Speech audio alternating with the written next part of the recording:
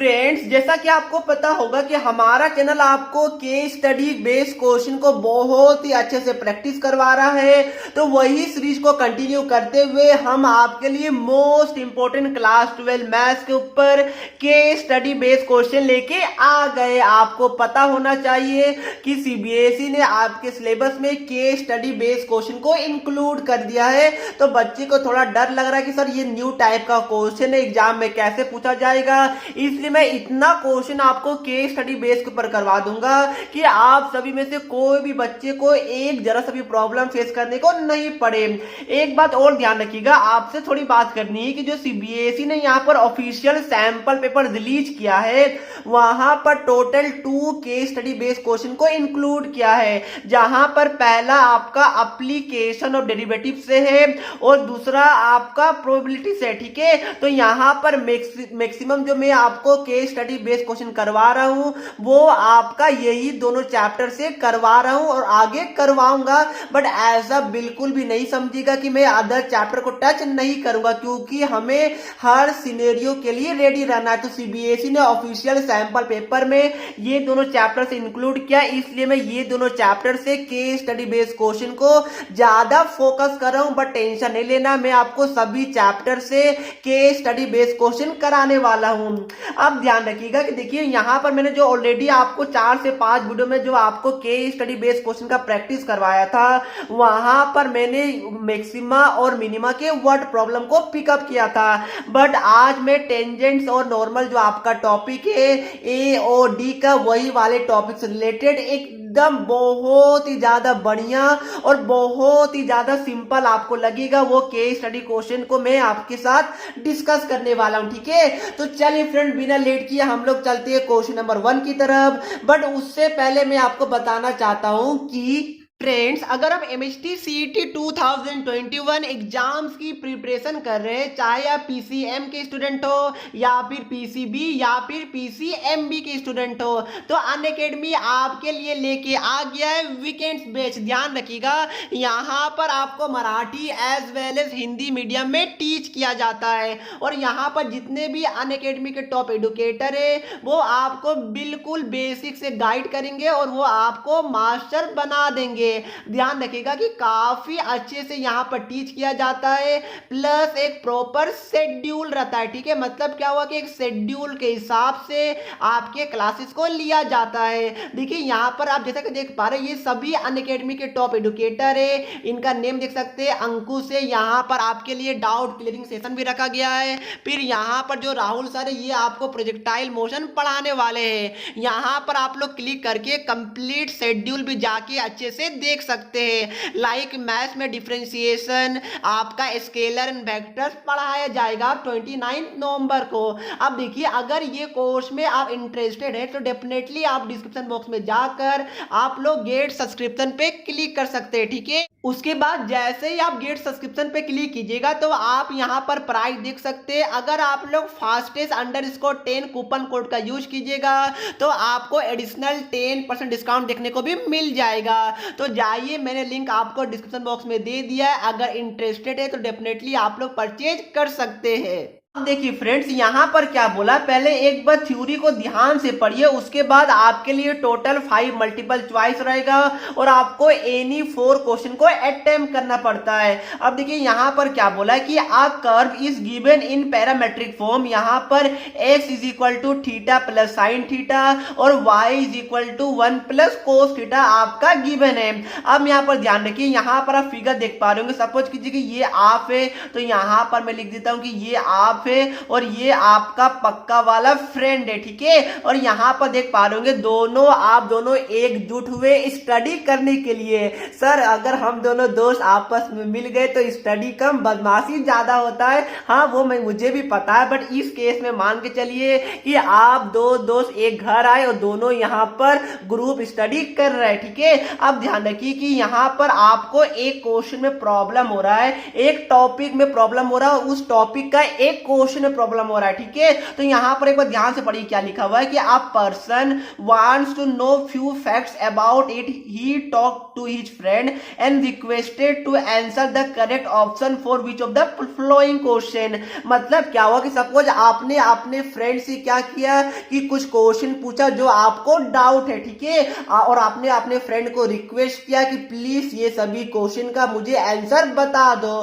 तो यहां तक किसी को प्रॉब्लम है क्या? थ्योरी सभी को समझ में आ गया? थ्योरी में बस जो आपका काम का चीज है वो आपका ये दोनों क्या है, x is equal to theta plus sine theta और y is equal to 1 plus cos theta. उसके अलावा आपके लिए कुछ भी काम का नहीं है। हाँ, हंसी मजाक के लिए आप लोग समझ सकते हैं कि आप दो दोस्त थे और दोनों ग्रुप स्टडी के लिए क्या हुए, इकट्ठा हुए और दोनों आप लोग यहाँ पर ग्रुप स्टडी कर रहे हैं। अब देखिए हम लोग डायरेक्ट चलते हैं क्वेश्चन नंबर 1 की तरफ। ध्यान से पढ़िए क्वेश्चन को।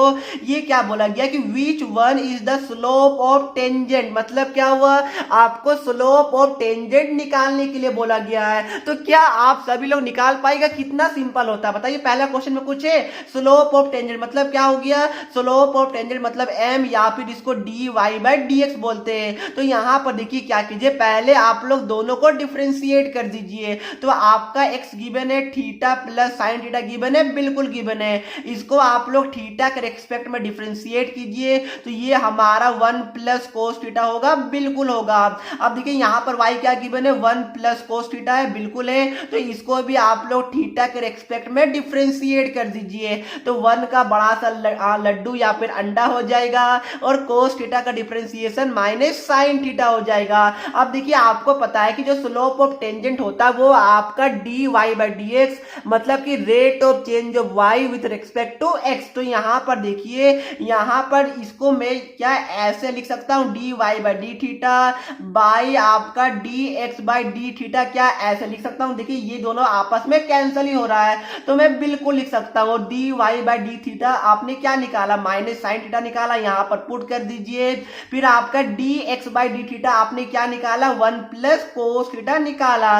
तो देखिए यही क्या हमारा ऑप्शन हो जाएगा, बिल्कुल हो जाएगा। देखिए क्या यही हमारा आंसर होगा, बिल्कुल होगा। कोई ऐसा ऑप्शन आपको दिख रहा है माइनस साइन थीटा? तो मेरे हिसाब से एक ही ऑप्शन में माइनस साइन थीटा है जो कि आपका ऑप्शन नंबर बी होने वाला है। तो क्या ये क्वेश्चन थोड़ा सा भी डिफिकल्ट लगा, इतना सा डिफिकल्ट लगा? मेरे हिसाब से कोई भी बच्चे को ये क्वेश्चन बिल्कुल भी हार्ड नहीं लगा होगा। और ध्यान रखिएगा, ऐसा बिल्कुल मत समझिएगा कि मैं आपके लिए इजी क्वेश्चन पिकअप कर रहा हूं जी, बिल्कुल नहीं। ये सैंपल पेपर में इस टाइप का क्वेश्चन भी गिवन है, प्लस इस टाइप का क्वेश्चन ऑलरेडी सीबीएसई बोर्ड में 4 मार्क्स का आ चुका था।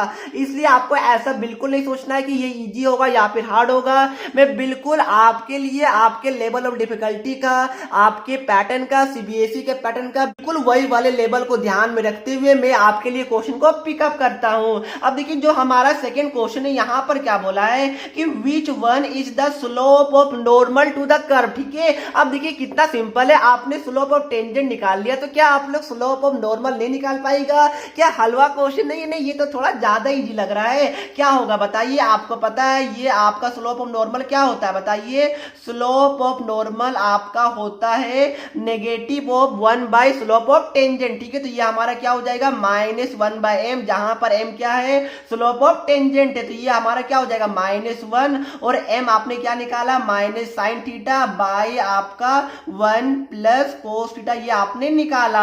अब देखिए ये दोनों साइन को मैं कैंसिल कर देता हूं, माइनस माइनस कट गया तो आपका स्लोप ऑफ नॉर्मल क्या आ गया, 1 प्लस कोस थीटा बाय आपका साइन थीटा आ गया। क्या आपको कोई ऐसा ऑप्शन दिख रहा है जहां पर 1 प्लस कोस थीटा और साइन थीटा हो? बताइए। मेरे हिसाब से ऑप्शन नंबर ए ही होगा, बट ध्यान रखिएगा ये आपका भी नहीं होगा, बाय द मिस्टेक यहां पर मिस प्रिंट हो गया, ये आपका थीटा होगा। तो क्या सेकेंड वाला क्वेश्चन सभी बच्चे को समझ में आ गया? कोई बच्चे को भी थोड़ा सा भी डाउट होगा तो कमेंट करके बता दीजिएगा।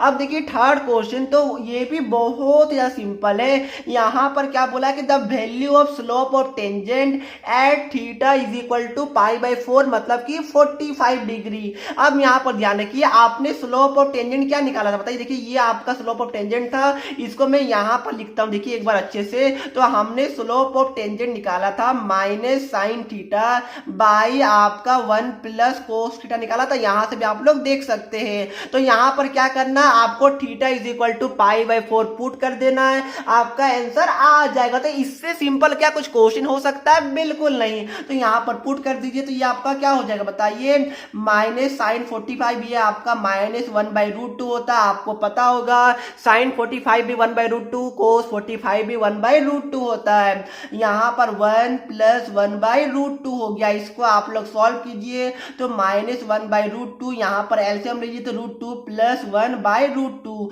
ये दोनों हमारा कैंसिल हो जाएगा। तो हमारा क्या बच गया, माइनस 1/√2 प्लस 1 हो गया।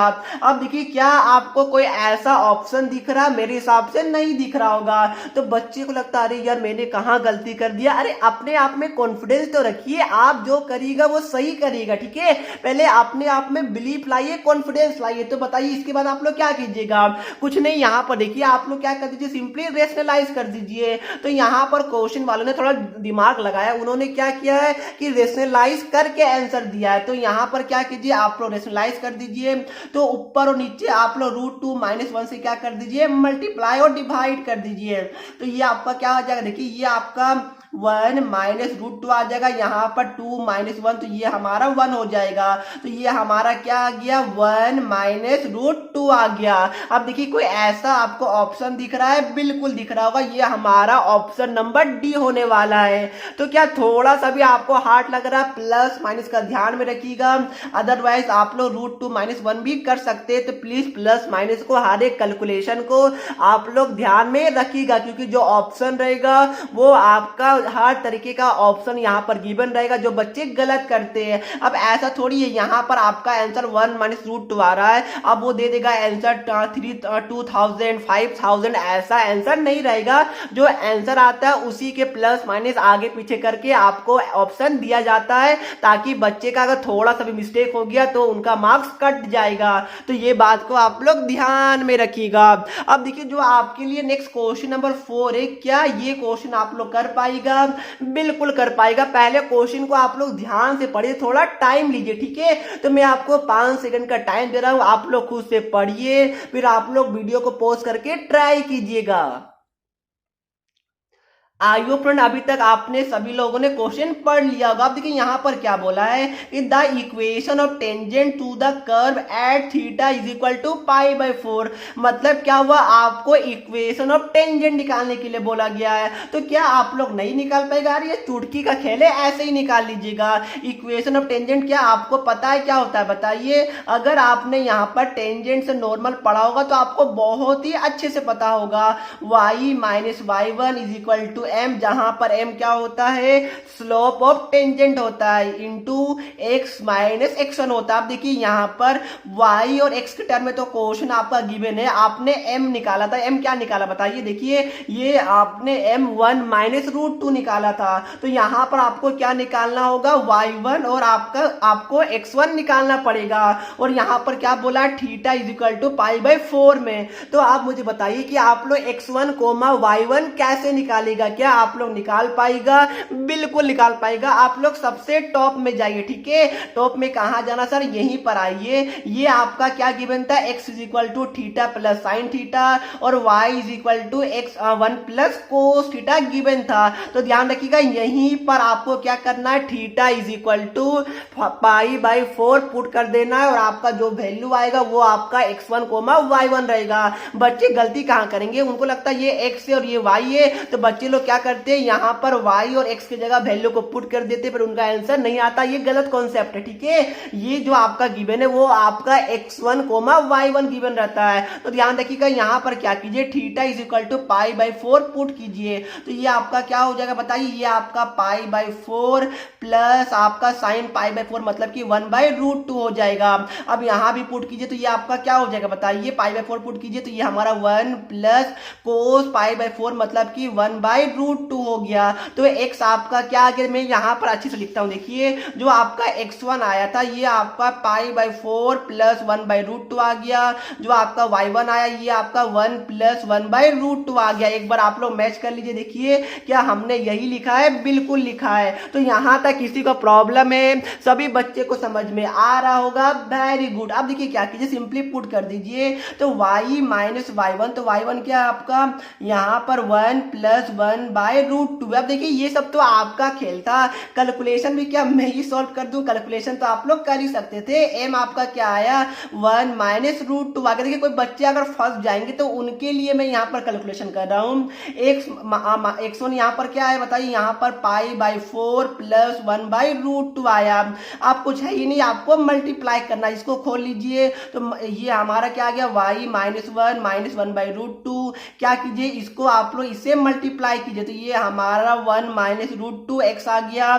फिर क्या कीजिएगा आप लोग इसको एक ही करके मल्टीप्लाई कीजिए, तो ये हमारा क्या हो जाएगा बताइए, ये हमारा चलिए एक बार मैं लिख लेता हूँ, ये हमारा कुछ इस तरह हो जाएगा। अब क्या करना, आप लोग इसको एक ही करके मल्टीप्लाई कीजिए, तो ये हमारा 1 - √2x आ गया। ये हमारा क्या आ जाएगा बताइए, ये हमारा क्या, आपको समझ में आ रहा है? कोई बच्चे को थोड़ा सा भी डाउट लग रहा होगा तो प्लीज आप लोग मुझे बता दीजिएगा। अब देखिए क्या कीजिए, इसको आप लोग इसे मल्टीप्लाई कीजिए, तो ये हमारा 1 - √2 π/4 आ गया।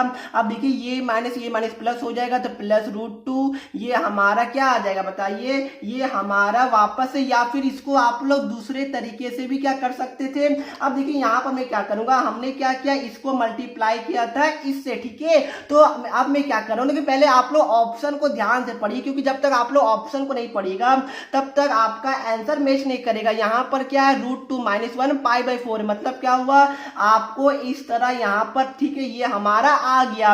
अब आपको क्या करना होगा बताइए, अब आप लोग क्या कीजिए 1/√2 को इसे मल्टीप्लाई कर दीजिए, तो ये हमारा क्या हो जाएगा -1/√2, और ये हमारा 1 - √2 हो जाएगा। क्या यहाँ तक सभी बच्चे को समझ में आ रहा है? कोई भी बच्चे को डाउट होगा तो बता दीजिएगा। अब क्या करना, अब आपको सॉल्व करना है। ये हमारा क्या हो जाएगा 1 - √2x हो जाएगा। यहाँ से माइनस कॉमन ले लीजिए, तो प्लस हमारा √2 - 1 π/4 हो गया।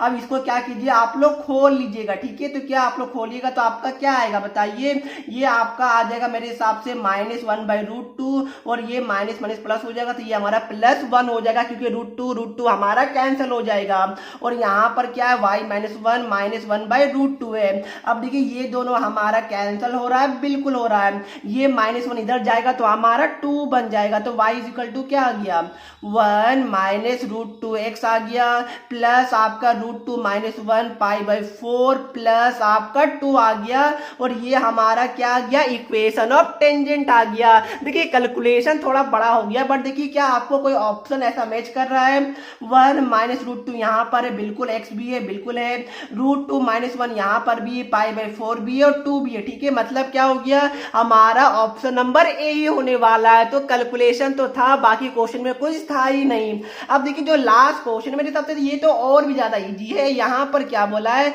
कि dy/dθ निकालने के लिए आपको बोला गया है। अब देखिए आपने ऊपर में क्या निकाला था, dy/dθ निकाला था, जो कि हमारा क्या आया था, देखिए यहाँ से -sin θ आया था। तो आपको क्या करना है, आपको निकालने के लिए बोला गया है dy/dθ, जो हमारा कहां से कहां तक, ये हमारा -sin θ आया, जो हमें यहाँ पर π/4 में निकालने के लिए बोला गया है। तो आपका क्या हो जाएगा -sin π/4 हो जाएगा, जो हमारा -1/√2 आ जाएगा। तो क्या आपको कोई ऐसा ऑप्शन दिख रहा है? बिल्कुल दिख रहा होगा, ऑप्शन नंबर ए ही दिख रहा है। अब देखिए इस केस में इन्होंने रेशनलाइज नहीं किया, अगर रेशनलाइज करते तो आपका आंसर क्या आता बताइए, ये आपका आ जाता √2/2 आ जाता। मेरे हिसाब से ये आंसर था भी नहीं, तो आपको इस केस में रेशनलाइज करने का जरूरत भी नहीं पड़ा। -1/√2 जो जो कि आपका ऑप्शन नंबर 1 में गिवन था। अब देखिए ये मैंने आज के लिए आपके साथ केस स्टडी बेस्ड क्वेश्चन को डिस्कस किया।